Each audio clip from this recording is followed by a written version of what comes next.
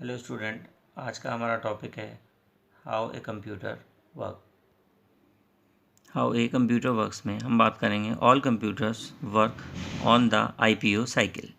IPO cycle का मतलब होता है इनपुट करेंगे, फिर प्रोसेस होगा, उसके बाद आउटपुट आएगा। तो ये एक कंप्लीट साइकिल प्रोसेस को पूरा करेगा, involving input, process, then output आपका। There are many input devices like the mouse आप अच्छे जानते हैं, keyboard, optical pen and scanner. The CPU of a computer processes the input according to the specific instructions and given output through device like the monitor, printer and speaker. There are two key components of a computer, hardware and software. Hardware की बात करें, let's look at two types of hardware, input and output devices. Input device. The devices that help to feed data into the computer are called input devices. The keyboard, mouse, joystick, touch screen, scanner, digital camera and microphone are example of input devices. ये जितने भी input devices हैं वो सब के सब computers के अंदर किसी ना किसी फॉर्मेट में डेटा को स्टोर करने का काम करती है। जनरली आप लोग कीबोर्ड माउस का इस्तेमाल करते हैं डेटा एंट्री करने के लिए, माउस पॉइंटर का यूज़ करते हैं कमांड देने के लिए। कोई चीज़ ड्रॉ करनी है आपको तो मॉनिटर से आप माउस से कर सकते हैं, वो आपको मॉनिटर पे दिखाई देगी। जॉयस्टिक्स है, गेम्स खेलने के लिए यूज़ करते हैं। टच स्क्रीन आपका जैसे मोबाइल फ़ोन है, आजकल टच स्क्रीन लैपटॉप भी आते हैं। इस तरह की चीज़ें आप लोग इनपुट डिवाइसेस के रूप में यूज़ करते हैं, जो कि कहीं ना कहीं किसी न किसी तरीके से डेटा को फीड कराने का काम करती है कंप्यूटर्स मेमोरी में। ये आप अपनी स्क्रीन पर कीबोर्ड देख रहे हैं, माउस है आपकी स्क्रीन पर, टच स्क्रीन है, आप mobile phone, laptops, palm top ये सब चीज़ें यूज़ करते हैं। माइक्रोफोन की हेल्प से आप लोग जो भी कुछ बोलकर रिकॉर्ड करना चाहते हैं वो रिकॉर्ड कर सकते हैं। डिजिटल कैमरा में आप फ़ोटो क्लिक कर सकते हैं, वीडियो बना सकते हैं। स्कैनर में आप कोई भी हार्ड फाइल को स्कैन करके कंप्यूटर्स में स्टोर करा सकते हैं। उसके बाद बात आती है output devices that help to display the output after data processing are called output devices. The monitor, printer, speaker and plotter are example of output devices. आप स्क्रीन पर देख रहे हैं मॉनिटर है, जो भी आप कुछ काम सॉफ्ट में करेंगे और वो आपको अपनी स्क्रीन पर आउटपुट के फॉर्म में सबसे पहले मॉनिटर स्क्रीन पर दिखाई देगा। कोई डेटा आपको मॉनिटर पे दिखाई दे रहा है और आप उसको हार्ड कॉपी में चाहते हैं तो आप प्रिंट की कमांड से प्रिंटर के थ्रू उसको हार्ड कॉपी में रिसीव कर सकते हैं। स्पीकर है, मान लीजिए आप कोई सॉन्ग सुनना चाहते हैं, यानी कि सॉन्ग आपके सिस्टम में है और आप उसे प्ले करेंगे तो उसका जो आउटपुट रिज़ल्ट आएगा वो स्पीकर के फॉर्मेट में आएगा। अगर वो वीडियो है तो मॉनिटर स्क्रीन पर भी दिखाई देगा और वीडियो के साथ में जो साउंड आएगा वो स्पीकर पर शो होगा। देन लास्ट है आपका प्लॉटर। प्लॉटर क्या काम करता है? ये प्रिंटर के जैसा ही है, आप कह सकते हैं प्रिंटर का ब्रदर है। ये प्लॉटर क्या काम करते हैं? जनरली पिक्चर्स वगैरह को, ग्राफ वगैरह को प्रिंट करने के लिए स्पेशली यूज़ किए जाते हैं। उसके बाद हम बात करेंगे सॉफ्टवेयर की। ये इम्पॉर्टेंट टर्म है, ये इसको टच नहीं कर सकते हम सॉफ्टवेयर को। The instruction given to the computer for performing various task comprise the software are of two types. आपकी अकॉर्डिंग टू बुक अगर हम बात करें तो सॉफ्टवेयर 2 टाइप्स का होता है, बट जनरली अगर हम बात करेंगे तो सॉफ्टवेयर 3 टाइप्स का होता है based on the functions they perform. Number 1 इसमें दिया गया है सिस्टम सॉफ्टवेयर। एक हमारे पास 3 टाइप्स के सॉफ्टवेयर मैं बता रहा हूँ आपको, होते हैं सिस्टम सॉफ्टवेयर, एप्लीकेशन सॉफ्टवेयर और यूटिलिटी सॉफ्टवेयर।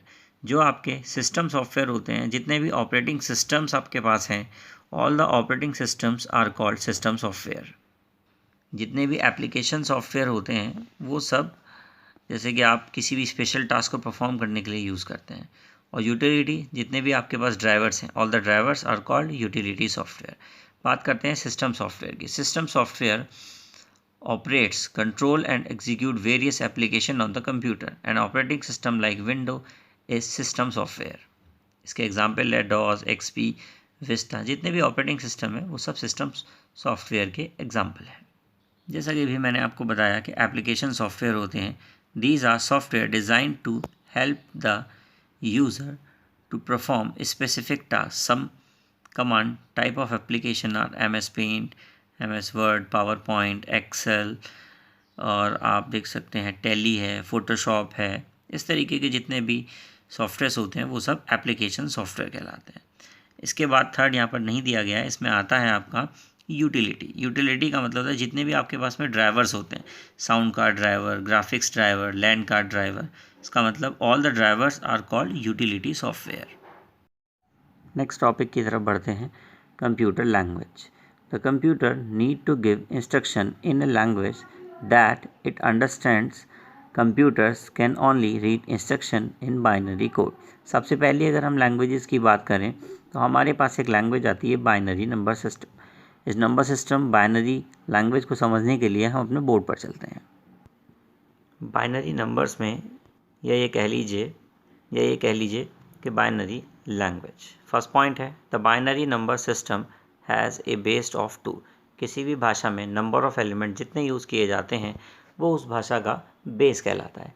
अगर हम बात करें बाइनरी में कितने एलिमेंट हैं, 0 एंड 1, यानी कि 2 एलिमेंट हैं, यानी कि 2, तो इसका मतलब है बाइनरी का बेस कितना हो गया, 2।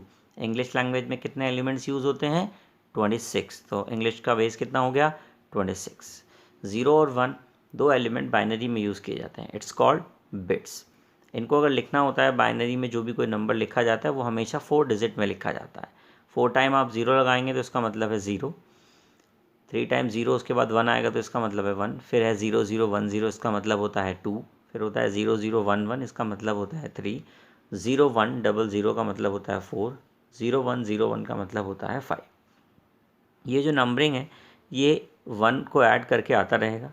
ऐड करने का रूल आप राइट हैंड साइड में देखेंगे, 0 + 0 0 होता है, 0 + 1 1 होता है, 1 + 0 1 होता है, और 1 + 1 = 0 और 1 कैरी।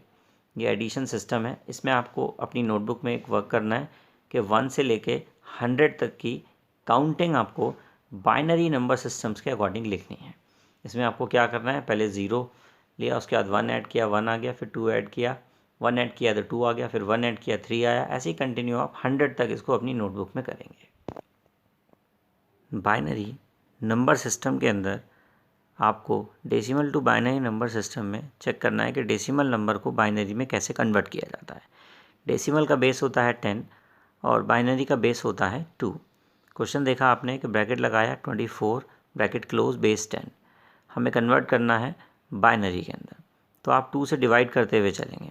मैंने 24 को 2 से डिवाइड किया, 12, उसका जो रिमाइंडर बचा वो 0, फिर 2 को 12 से 12 को 2 से किया, फिर 6, रिमाइंडर 0, फिर 3 टाइम, फिर 0, फिर 1 टाइम और रिमाइंडर 1।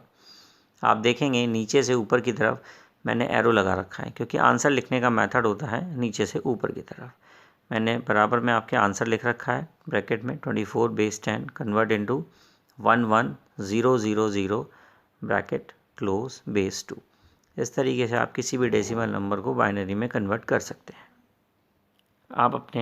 आप अपने इस क्वेश्चन को अपनी नोटबुक में अच्छे से नोट करेंगे, और एक क्वेश्चन आपकी बुक में दिया हुआ है, सॉल्व क्वेश्चन है, पर आप इसको जो मेथड मैंने आपको बताया है उस मेथड से आप इसको सॉल्व करेंगे। नेक्स्ट है आपका बाइनरी टू डेसिमल। कोई भी बाइनरी नंबर गिवन होगा उसे आपको डेसिमल में कन्वर्ट करना होगा। सबसे पहले आप क्या काम करेंगे, कोई भी बाइनरी नंबर है उसको थोड़ा दूर दूर लिख लीजिएगा, जैसे कि मैंने लिखा हुआ है 1 1 0 0 0। उसके बाद फिर सबको 2 से मल्टीप्लाई कर दीजिए, multiply 2 multiply 2 multiply 2 multiply 2 multiply 2 कर दीजिए। उसके बाद सबके बीच में प्लस का सिंबल लगा दीजिए। उसके बाद राइट हैंड साइड से 2 की पावर 0, 2 की पावर 1, फिर 2 की पावर 2, 2 की पावर 3, 2 की पावर 4 लिख दीजिएगा। लिखने के बाद कुछ ये आपके सामने आएगा 1 × 2 की पावर 4। 2 की पावर 4 से स्टार्ट करेंगे। क्यों करेंगे, क्योंकि जो बाइनरी के जो नंबर्स हैं अगर मैं उन्हें काउंट कर लूँ तो वो 5 होंगे।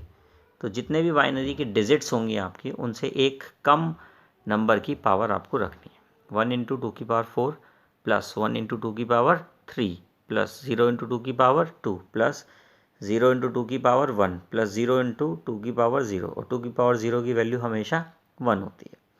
इक्वल्स टू लगा के नीचे चलेंगे, 2 की पावर 4 की वैल्यू निकालेंगे 16, 2 की पावर 3 की वैल्यू निकालेंगे 8, 2 की पावर 2 की वैल्यू कितना आएगा जी, 2 की पावर 2 की वैल्यू आएगा 4 पर मल्टीप्लाई करके 0 से 0 आ जाएगा। 2 की पावर 1 की वैल्यू 2, 2 की मल्टीप्लाई 0 से होगी तो 0, और 2 की पावर 0 की वैल्यू 1, और 1 से मल्टीप्लाई 0 का होगा तो वो 0 हो जाएगा। टोटल इसको ऐड करेंगे तो आंसर आएगा 24। लास्ट में हमने देखा रिजल्ट लिख दिया 1,000 बेस 2 और आंसर आ गया 24 बेस 10। इस तरीके से हमने बाइनरी टू डेसिमल कन्वर्जन सीख लिया। आप अपनी नोटबुक में इसको नोट करेंगे, और एक आपकी बुक में क्वेश्चन दिया गया, सॉल्व क्वेश्चन है, बट आप उसको अपनी नोटबुक में बिना देखे सॉल्व करेंगे। नेक्स्ट है इसके बाद आपका लो level language. Low level language gives instruction to a computer in a binary code or close to it. There are of two types. Machine language है। मशीन लैंग्वेज कौन सी होती है? जो बाइनरी है, जैसे 0 और 1 एलिमेंट इसके अंदर इस्तेमाल किए जाते हैं। इसमें हम बात करेंगे दिस मशीन लैंग्वेज की। This was the first computer language to be developed and it consist of data and instruction in 0 and 1 format. It was difficult to understand. Machine level language में जो एलिमेंट होते हैं 0 and 1, जो कि इन्हीं के basis पर आप अपने पूरी प्रोग्रामिंग को यूज़ करते हैं, बट ये डिफ़िकल्ट होती है। उसके बाद बात आती है असेंबली लैंग्वेज की। असेंबली लैंग्वेज एक डिफरेंट टाइप की लैंग्वेज है। This language give instruction in the form of pre defined codes. ये कोड्स कैसे होते हैं? कोड्स मैंने इसलिए यूज़ किया है वर्ड्स, क्योंकि प्री डिफाइन कीवर्ड्स यहाँ पर यूज़ किए जाते थे, और असेंबली लैंग्वेज के अंदर प्री डिफाइन कीवर्ड्स को न्यूमोनिक्स कहा जाता था। न्यूमोनिक्स का मतलब होता है पहले से बने बनाए ऐसे वर्ड्स जिनके बेसिस पर हम कमांड दे सकें।